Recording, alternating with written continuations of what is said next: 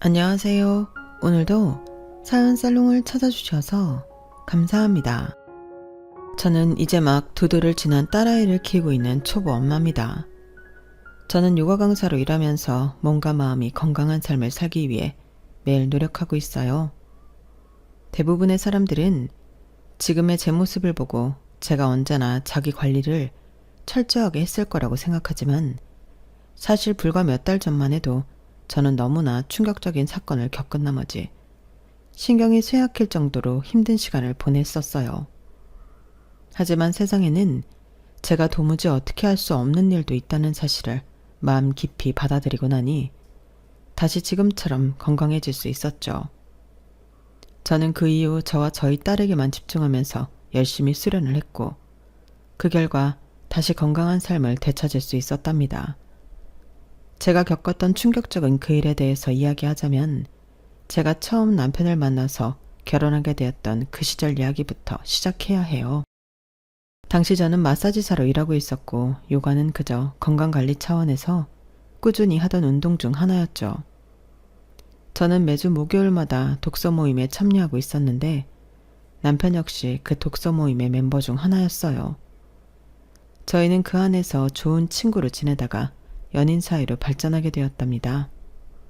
저희 두 사람이 연인 사이가 된 가장 큰 이유는 독서 취향이 잘 맞았기 때문이에요. 그때 저는 요가에 조금씩 더 깊은 관심이 생기기 시작할 때라 요가 관련 서적이나 철학 서적을 자주 읽었는데요. 남편도 철학과 종교 등 저와 같은 분야의 책들을 좋아하다 보니 대화가 잘 통할 수밖에 없었어요. 요즘은 사이비 같이 들릴 수도 있겠지만 저는 우리 몸에 좋은 기가 흐르는 것이 무엇보다도 중요하다고 생각하는 사람이었는데 남편도 저와 같은 생각을 하는 사람이었던 겁니다. 그걸 알게 된 이후로 저희의 대화는 급속도로 깊어졌고 사이도 급속도로 가까워진 것이었어요. 보통 이런 주제로 남자와 이야기가 잘 통하는 일은 드문데 남편은 본인이 특이한 게 아니라고 극구 부인하더군요. 특이한 게 아니라 그냥 그런 환경에 많이 노출되었을 뿐이야. 우리 아버지가 한의사시거든. 당연히 어렸을 때부터 이런 얘기를 많이 들을 수밖에 없었지. 아, 정말? 그럼 세강 씨도 한의학에 관련해서 엄청 해박하겠네. 어쩐지 아는 게 너무 많다 했어. 해박한 건 아니고 난 우리 아버지만큼 똑똑하진 않아서. 다만 우리 몸에 음양오행이 중요하고 기가 잘 흐르는 게 중요하다는 것만 동의할 뿐이지. 아버지처럼 비싼 한약을 먹어야만 건강해진다고 생각하진 않아. 그래도 그런 것들이 도움이 될 수도 있지. 이렇듯 서로 말이 잘 통하니 연애도 안정적이기만 했죠.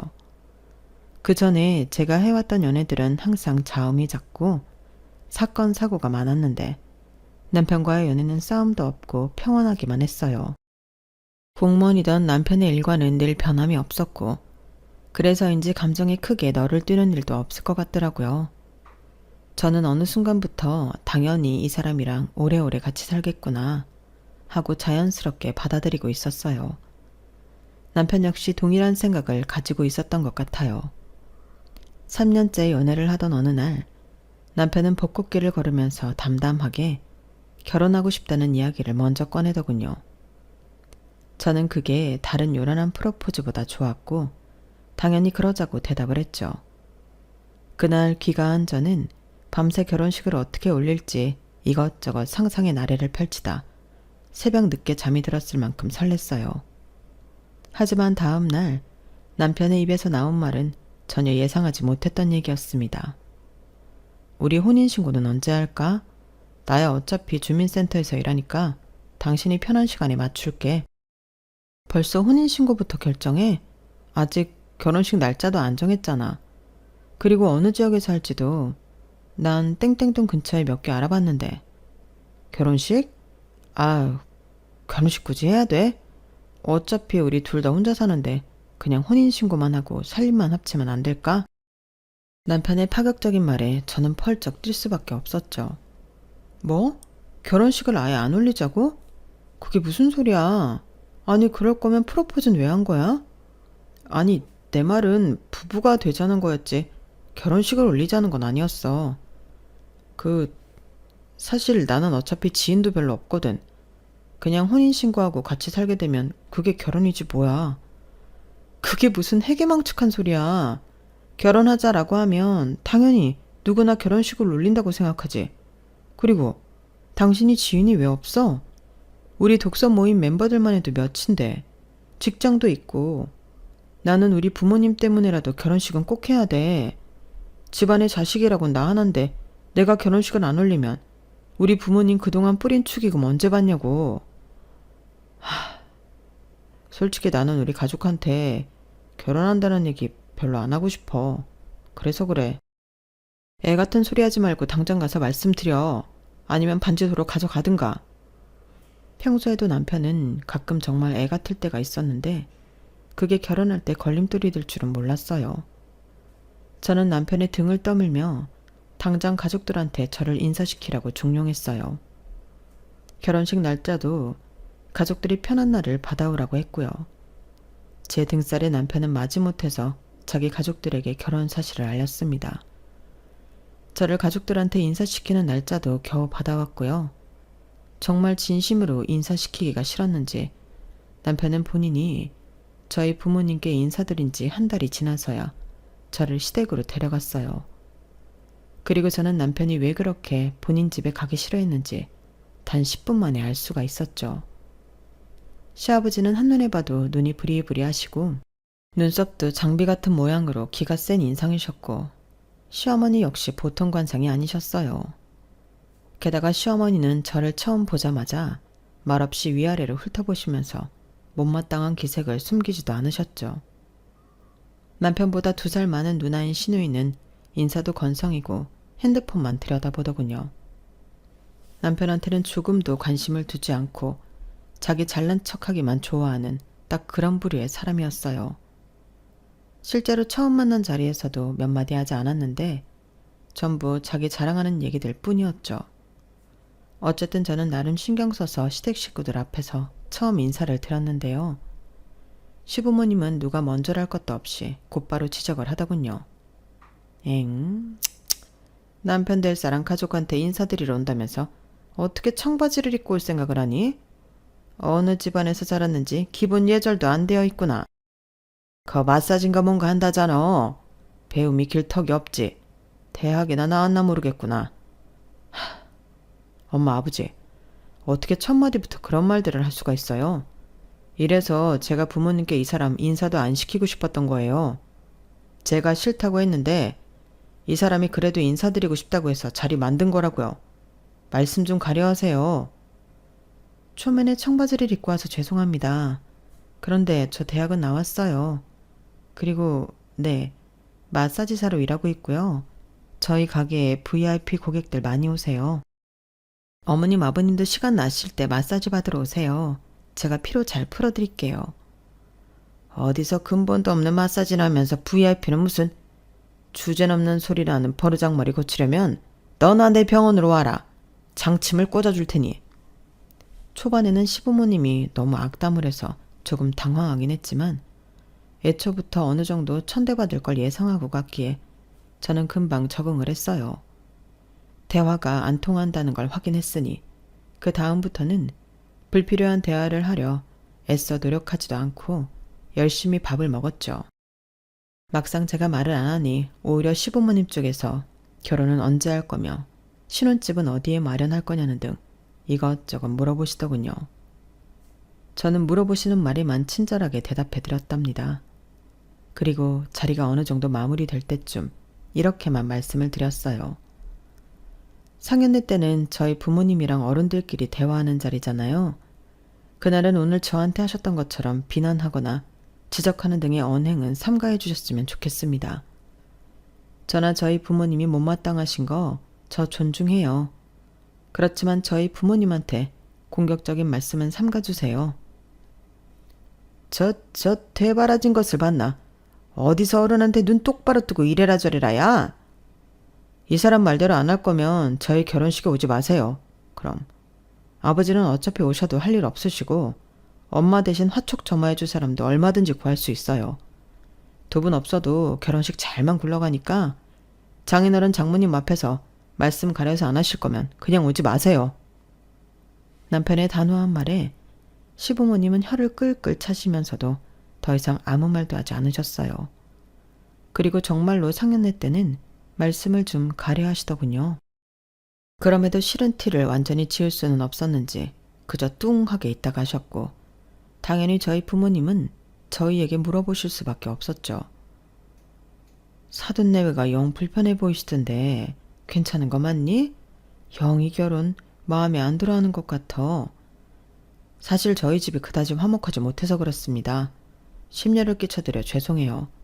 하지만 저는 가족들과 거리를 두고 산 지 이미 오래고 결혼하고 나서도 교류할 생각이 없습니다. 신혼집도 일부러 저희 본가와는 먼 곳에 구했고요.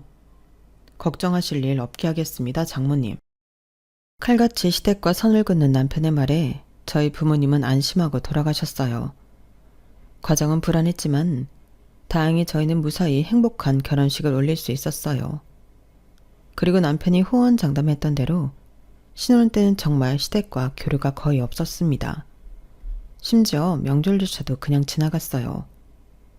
저보다도 남편이 더 시댁에 가기 싫어하니 저는 더없이 편했고, 덕분에 결혼 초기엔 행복한 나날들만 마음껏 누릴 수가 있었답니다.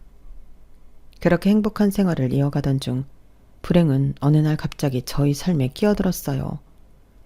건강하시던 저희 부모님이 그만 큰 사고를 당하시고 만 거예요. 당시 걸핏하면 몸살이 나고 몸이 허약해지던 남편은 긴 휴가를 냈고, 저희는 푹 쉬면 나아질 거라고 생각해 휴양림에서 열흘 동안 머무를 예정이었는데요. 이틀째 되던 날, 저희 부모님 집에 큰 화재가 났다는 소식을 듣고 급하게 짐을 챙겨 서울로 향했어요. 하지만 치솟는 불길에 가스관이 폭발하면서 아직 구조되지 못하고 집 안에 계시던 부모님이 돌아가시고 말았죠. 서울로 막 진입하던 때에 그 소식을 들었어요. 집 방향으로 향하던 차를 다시 병원으로 돌리면서 얼마나 울었는지 모릅니다. 한날 한시에 부모님 두 분을 전부 열 줄은 상상도 못했으니까요. 화재가 발생한 건 에어컨 실내기가 과열된 게 원인이었다고 하더군요. 저희 부모님 댁 에어컨 실내기였고, 그 일로 저희는 형편이 많이 어려워질 수밖에 없었어요. 법적으로는 부모님 유산으로 보험 및 손해보상금 처리를 전부 해드리고, 남은 빚은 상속 포기로 진행했기에 문제될 게 없었지만, 저희는 피해가 심한 세대에게 따로 또 보상금을 드렸어요. 저희 부부의 형편상 무리한 지출이었지만 조금이라도 더 노력하지 않으면 부모님 장례에서 마음껏 슬퍼할 수도 없을 것 같았거든요. 남편은 한동안 힘들어하는 절 오랫동안 위로해 주었어요. 그리고 겸직 신청을 해서 투잡을 뛰기 시작했습니다. 저도 자발적으로 오버타임 근무를 하며 돈을 더 벌었고요. 그러던 중 다니던 요가 학원에서 요가 강사 자격증 클래스를 오픈한다는 소식을 들었죠. 요가 학원을 오래 다니면서 요가 강사도 잘 나가는 사람들은 돈을 많이 번다는 이야기를 종종 들었던 저는 강사 자격증을 따볼까 고민했어요. 남편에게 이야기하니 남편은 적극적으로 응원해 주더군요. 당신 마사지 샵에서 회원관리 잘하잖아. 요가 강사도 똑같을걸? 당신 잘할 수 있을 거야. 한동안은 돈이 더 들어갈 텐데 우리 형편에 너무 무리하는 거 아닌가 몰라. 그 정도는 괜찮아. 내가 일을 더 하면 되지.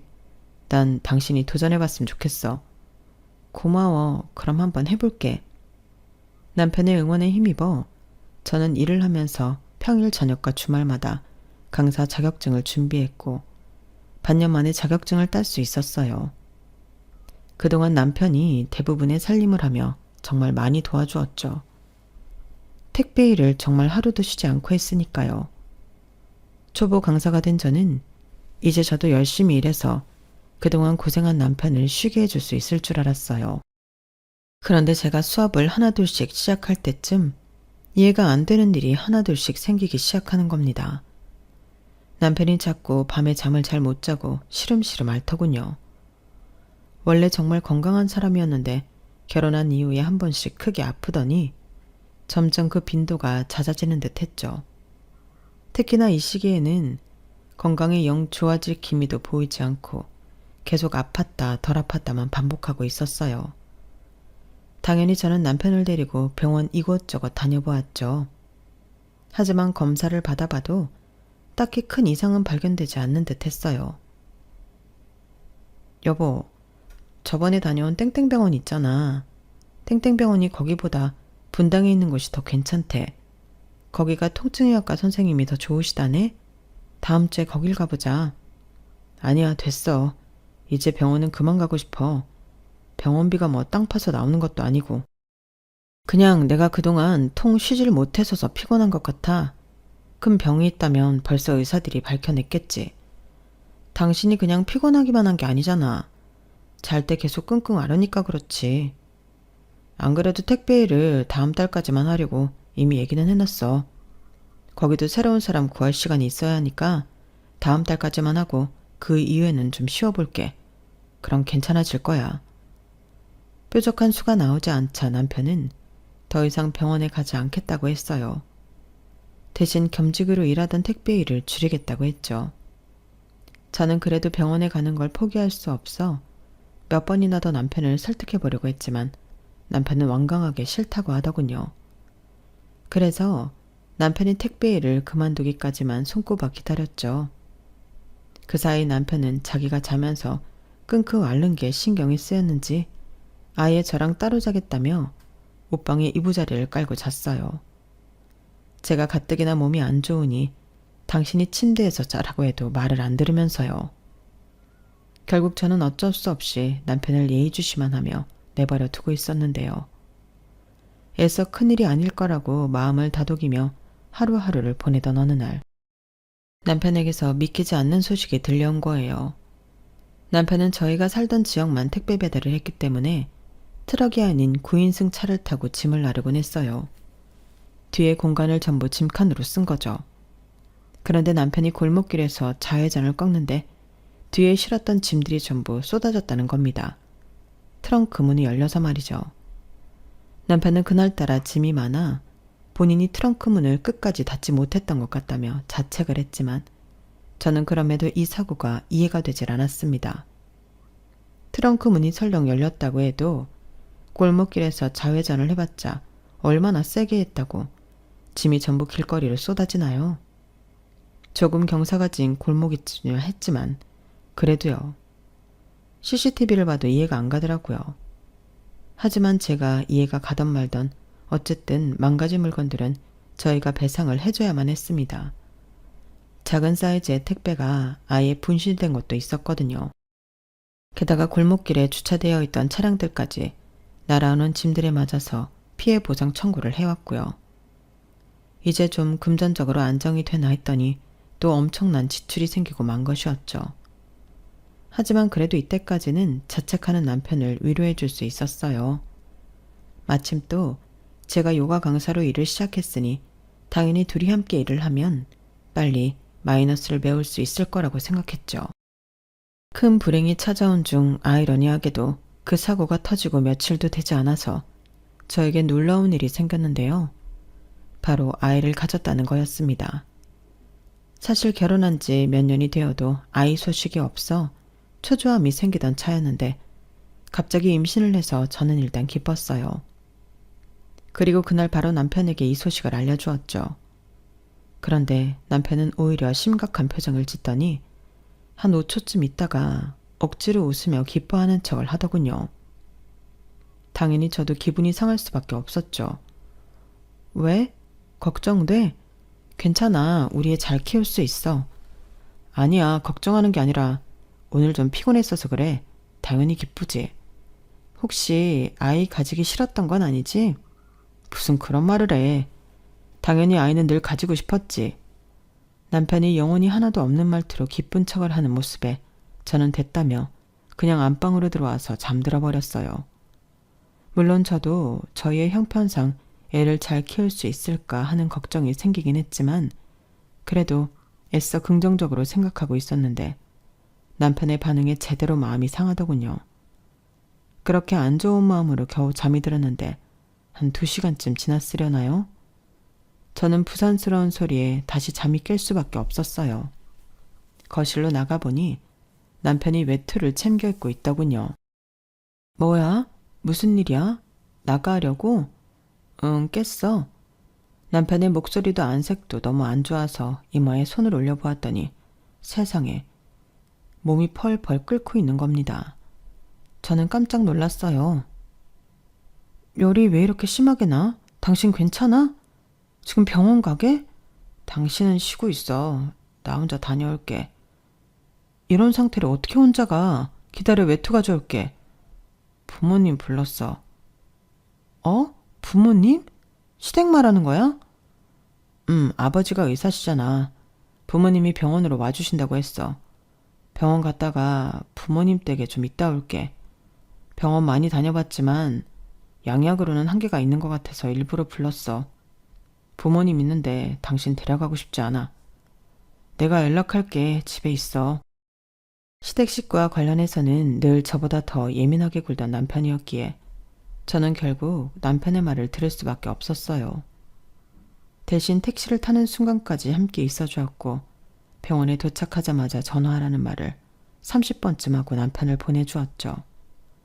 그리고 거실 소파에 앉아 밤새도록 남편의 전화를 기다렸는데요.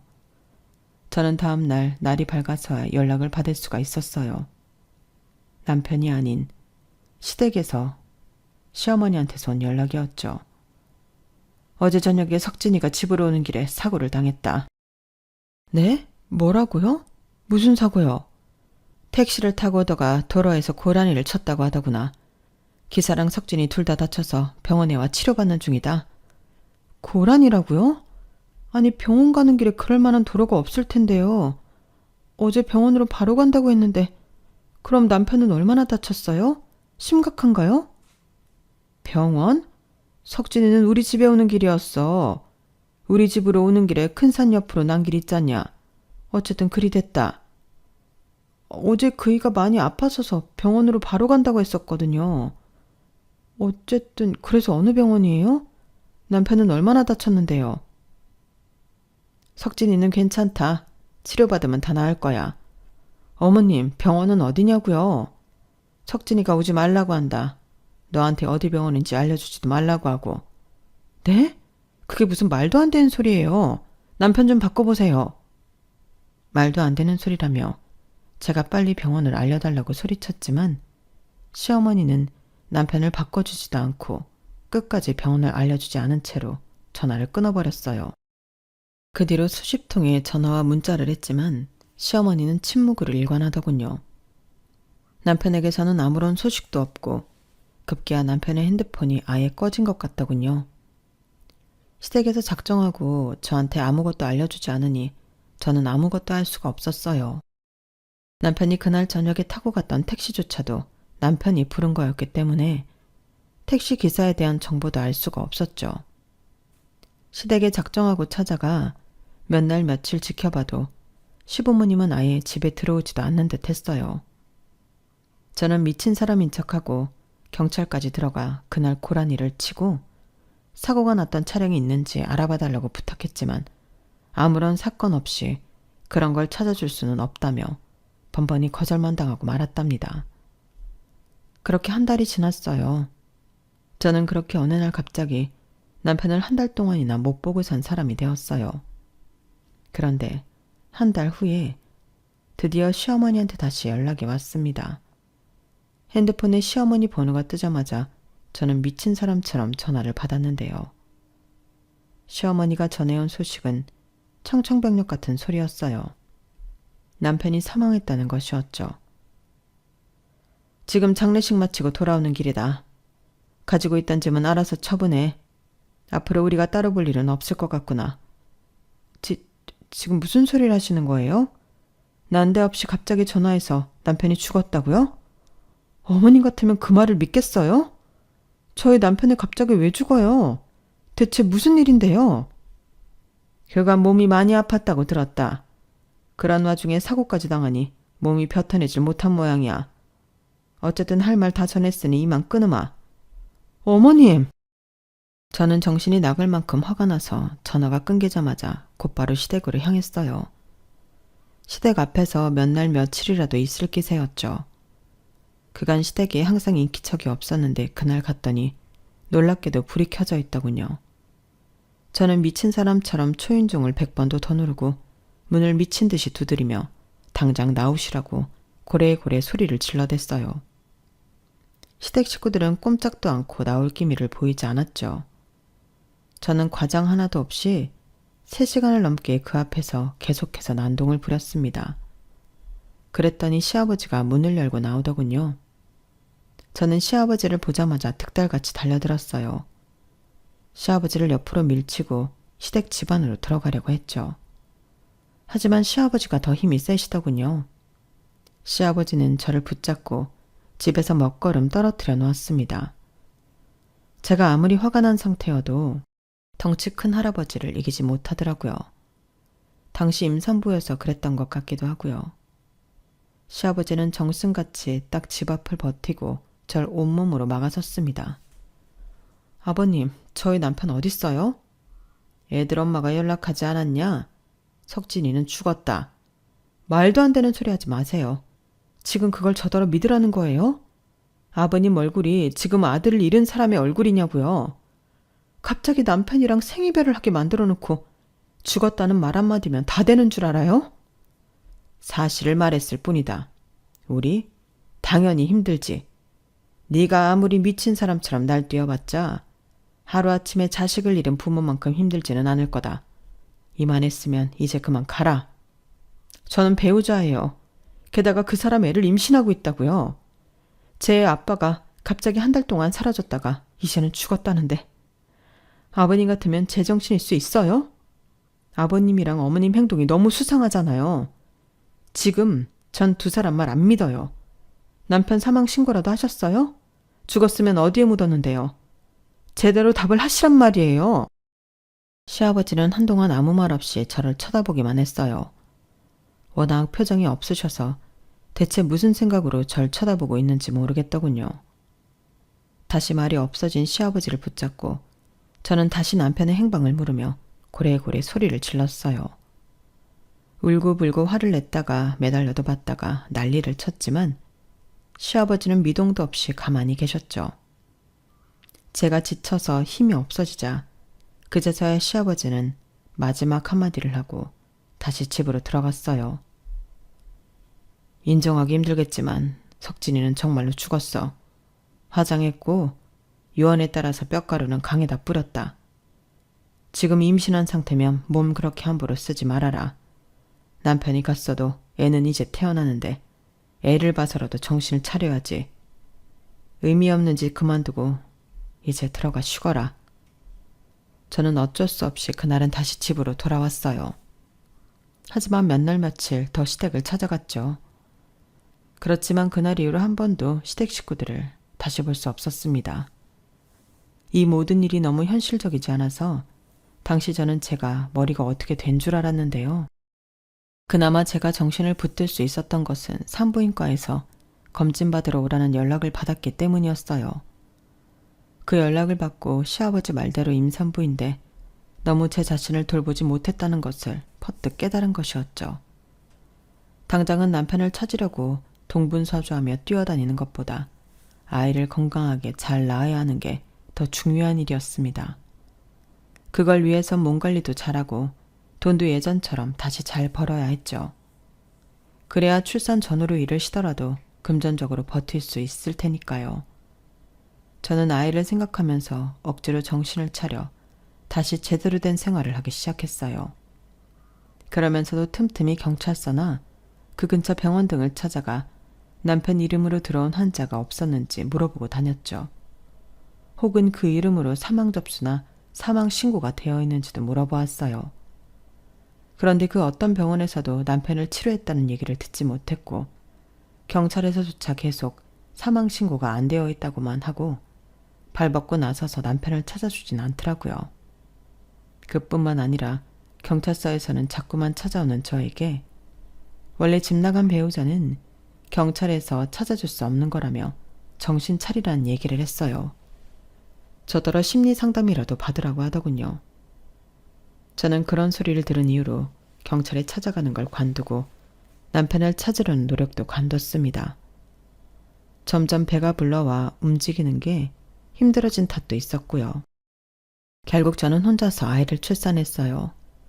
산후조리원 갈 돈이 없어서 바로 집으로 와서 아이를 혼자 돌보는데 너무 힘들어서 눈물이 저절로 줄줄 났죠. 출산과 동시에 마사지샵과 요가 학원에서 해고를 당했어요. 그 전에 남편을 찾겠다고 매일같이 시댁이며 경찰서, 병원을 돌아다니다 보니 일을 제대로 못했었기 때문에 어찌 보면 당연한 결과였죠. 퇴직금을 받긴 했지만 애 키울 생각하면 푼돈에 가까웠습니다. 그런 상황에서도 모유 수유를 하기 위해 편의점에서 인스턴트 미역국을 사 먹는 제 모습이 스스로 너무 처량하더군요. 몇 달 동안 아이랑 둘이 지내며 몸은 하루하루 축났고 저는 더 이상 울 힘도 없어질 정도로 기력이 쇠하고 있었어요. 신생아를 돌보느라 잠도 제대로 못 자니 우울증이 날로 심해져만 갔죠.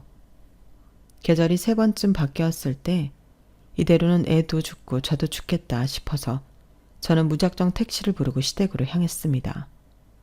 무작정 초인종을 누르고 인터폰 카메라 앞에 아이를 들이밀고 있었어요. 처음에는 애를 보고도 문을 안 열어주더라고요.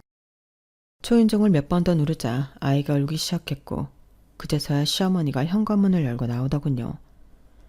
그간의 경험으로 저는 시어머니가 문을 여는 동시에 문을 확 열어버렸어요. 시어머니가 휘청거리며 넘어질 뻔했지만 저는 그러거나 말거나 일단 몸의 판을 시댁집 안으로 들이밀었죠. 너 이게 뭐하는 짓이야? 왜 남편 사망신고 아직 안 했어요? 남편 죽었으면 얼른 사망신고 하세요. 그래야 제가 보험금이라도 받죠. 저야 그렇다 쳐도 이 집 손주가 굶어 죽을 판이에요 지금. 경찰 부르기 전에 당장 나가. 문에서 얼른 안 떨어져? 시어머니가 저를 밀치려고 하자 저는 아예 문고리에 매달려 버렸어요. 그리고 미친 사람처럼 악을 썼죠. 이 집 손주가 죽는다고 당장 돈을 빌려주기라도 해야 하는 거 아니에요? 차용증이라도 써줄 테니까 돈 내놔요. 무슨 거지들도 아니고 무식하게 와서 목소리만 높이면 다야? 당장 나가. 난 니네 같은 거지들 상종 안 한다. 경찰 부르기 전에 나가. 불러요 경찰. 부르라고요. 어느 날 갑자기 멀쩡히 살아있는 남의 남편 죽여놓고 보험금도 못 받게 버티고 있는 거 보면 당신들이 살인이라도 했을 줄 어떻게 알아? 당신들이 내 남편 죽였지? 불러 경찰. 내가 당신을 다 살인자로 신고할 거야. 너 정말? 쌀이라도 갖다 줄 테니 얼른 나가. 너 지금 제정신이 아니야. 당신들이 조금이라도 상식적으로 그렇으면 저도 애기도 이런 고생 안 해요. 당신들이 이딴 짓을 하고도 사람이에요? 어떻게 생사람을 잡아놓고도 인간이냐고. 그동안 쌓여있던 억울함과 서러움이 전부 토해져 나오면서 저는 결국 문에 매달린 채 엉엉 울면서 통곡하고 말았어요. 당신들 모두 지옥에 떨어질 거라고 욕을 해대면서요. 그런데 그때였어요. 어떤 사람이 거실에서 현관으로 걸어 나오더군요. 저는 자연스럽게 그쪽으로 눈이 가게 되었는데요. 그 사람을 보니까 현관문을 잡고 있던 손에 저절로 힘이 풀리고 멍하니 그 사람을 응시하게 되었어요. 그 사람은 제 남편이었습니다. 하지만 제가 놀란 건 죽었다던 남편을 만나서가 아니었어요. 당신 뭐야? 당신 내 남편 맞아? 꼴이 그게 뭐야? 제가 놀란 건 남편의 몰골이 너무 이상했기 때문입니다. 화장이며 한복이며 요상한 꼴을 한 남편은 절 보고 낮은 목소리로 말했어요. 그동안 속여서 미안해. 당신이랑 가까이 있으면 안 되는 상황이었어. 신을 받았거든. 신을 받았다고? 그게 무슨 무당이라도 됐다는 거야? 믿을 수 없는 이야기였지만 남편의 몰골은 그게 아니고선 설명이 안 됐어요. 제가 너무 황당해서 아무 말도 못하고 굳어있는데 시어머니는 얼른 아기를 안아서 안으로 들어가더군요. 남편은 저를 일으켜 세워서 집 안으로 데리고 들어갔어요. 시아버지는 시어머니한테 애를 받아들고 얼른 달랬고 시어머니는 주방으로 들어가시는 것 같았어요. 저는 남편이 이끄는 대로 거실 소파에 앉아서 이 모든 말도 안 되는 일을 이해하려고 애썼습니다. 한편으로는 제가 드디어 미쳤나 싶기도 했고요. 제 옆에 앉은 남편은 땅이 꺼져라 한숨을 쉬며 이야기를 시작했어요. 사실 재작년부터인가 자꾸 이상한 꿈을 꾸기 시작했어. 당신은 잘 이해할 수 없겠지만 하긴 나도 직접 겪으면서도 이해가 안 됐으니까. 처음에는 나도 이렇게 되기 싫어서 거부했는데 그럴수록 자꾸만 주위에서 이상한 사고가 나더라고. 그리고 자꾸 아프고. 처음엔 한두 번 그러다 많은 것 같더니 점점 빈도가 잦아졌어. 그런데 그때 당신이 임신을 했다니까. 내가 거기 계속 있으면 당신이나 아기한테도 안 좋은 영향이 갈 것 같아 얼른 자리를 피한 거야. 그래서 그게 다야? 그래서 죽었다는 소리를 했다고? 상식적으로 그럼 당신이 직접 나랑 통화를 해서 상황 설명을 했어야지. 그게 아니더라도 어디 요양원을 갔다던지. 멀쩡한 사람 어거지로 과부 만들어 놓고 지금 그걸 이유라고 되는 거야? 방법이 잘못되었다는 거 알아. 하지만 당시엔 나도 부모님도 정신이 없었어. 그리고 차라리 내 존재 자체를 없애면 당신이 빨리 포기할 줄 알았어. 처작시 내팽겨 쳐놓고 내가 당신 찾기를 포기하길 기다리고 있었던 거네? 당신 이거 이혼 사유야. 알아? 사기라고. 세상에 어떤 미친 인간이 임신한 지 아내한테 시부모 시켜서 죽었다는 사기를 쳐. 그리고 어머님 아버님도 부끄러운 줄 아세요. 이딴 사기 행각에 가담해놓고 뭐? 거지라고? 당신들 단체로 다 정신이 나간 거라고요. 시댁 식구들은 모두 아무 말도 못했어요. 잠시 뒤 아기를 안고 있던 시아버지가 무겁게 입을 열더군요. 그럼 어떡하니? 아들놈은 목숨이 꼴딱 넘어갈 것 같은데 한약도 양약도 안 들고 무당이 안 되려면 굿을 하라 그러더니 굿하고 나니까 얼마든지나 또 애가 쓰러지더구나. 결국 무당이 될 수밖에 없다면서 또 굿을 하고. 굿 한 번 할 때마다 돈이 얼마나 드는지 알아? 우리가 무슨 재벌도 아니고 말이야. 너한테 그렇게까지 할 생각은 없었다. 그런데 우리도 얘 옆에 있으면서 이상한 일이 많이 일어났어. 임산부한테 피해주고 싶지 않았다. 그뿐이야. 그런데 네가 좀채 포기하질 않으니 우리도 지쳐서 말이 좀 험하게 나갔던 것 같구나. 미안하다. 그래, 그리고 석진이가 또 용해. 우리도 여즉 석진이 말 들은 건 그래야 아기가 산다 그래서였어. 뭐 본인이 직접 설명하는 것 보니 이제 괜찮나 보구나. 이거 쌀 담아온 거니 가져가. 그리고 이것도. 일단 100만 원만 넣었다. 우리도 지금은 당장 이것뿐이야. 저는 벌떡 일어나 쌀을 받아들고는 그걸 그대로 남편한테 집어 던졌어요. 남편의 머리를 맞은 쌀 봉지와 봉투가 바닥에 툭 떨어졌죠. 됐어요. 저 인간이랑 당장 이혼할 거니까 그런 줄 알아요. 전부 저 인간한테 책임 물을 거니까. 저는 정내미가 전부 떨어져서 쏘아붙였는데요. 남편은 세상 덤덤하게 이렇게 이야기하는 거예요. 원하는 조건을 적어와. 전부 합의해주고 이혼할게. 그리고 이 집에 다시 찾아오지 마. 애한테 안 좋아. 당신이랑 나랑 결혼 전에 사주를 봤어야 했는데. 너무 평안한 모습에 저는 속이 뒤집혀 쌀봉지를 집어들고는 남편한테 마구 휘둘렀어요. 쌀봉지가 터지고 남편 볼이 새빨갛게 부어오르는데도 남편은 그냥 맞고 있더군요. 저는 씩씩대면서 아기를 다시 안아들고 돈봉투도 집어들고 집으로 돌아왔어요. 그리고 변호사의 힘을 빌려 남편에게 집과 양육비, 정신적인 피해 보상 등 최대한의 보상을 요구했죠. 남편은 그 변호사 상담 비용까지 내주었고 모든 내용을 전부 합의해 주더군요. 저희는 그렇게 이혼했어요. 알아보니 무당은 처음 몇 년 동안 돈을 정말 잘 번다고 하더라고요. 그때가 신기가 가장 세다나요? 어쨌든 그래서인지 남편은 지금까지 양육비도 상당히 많이 보내주었어요. 처음엔 이 기가 막히는 상황에 일이 손에 잘 잡히질 않았는데 시간이 지나면서 차츰 마음의 안정을 되찾고 육아에 집중할 수 있게 되었어요. 그리고 다시 요가 강사로 취직도 했고요. 그동안 제 자신도 아이도 너무 방치해 놓았기에 저는 더더욱 육아와 제 건강을 챙기는 일에 엄청난 집중을 해야 했답니다. 생활이 안정궤도에 들어서니 전 남편의 입장도 얄궂다는 생각이 들긴 하더라고요. 하지만 저한테 말도 안 되는 사기를 쳤던 건 지금까지도 용서가 안 되는 부분이네요. 제가 겪었던 기가 막힌 이야기는 이렇게 끝이 난답니다. 전부 털어놓고 나니 속이 시원하네요. 앞으로 싱글맘으로 아이를 키워야 하는 저에게 응원 한마디씩 부탁드릴게요. 저는 앞으로는 무슨 일이 있어도 저와 아이를 최우선으로 두고 살아갈 거예요. 제 이야기를 들어주셔서 감사합니다. 여러분들의 삶에도 항상 행운과 복이 가득하길 바랍니다. 여러분, 사연 댓글에 응원과 현명한 조언 부탁드려요. 좋아요와 구독은 저에게 큰 힘이 됩니다. 오늘도 좋은 일 가득하세요.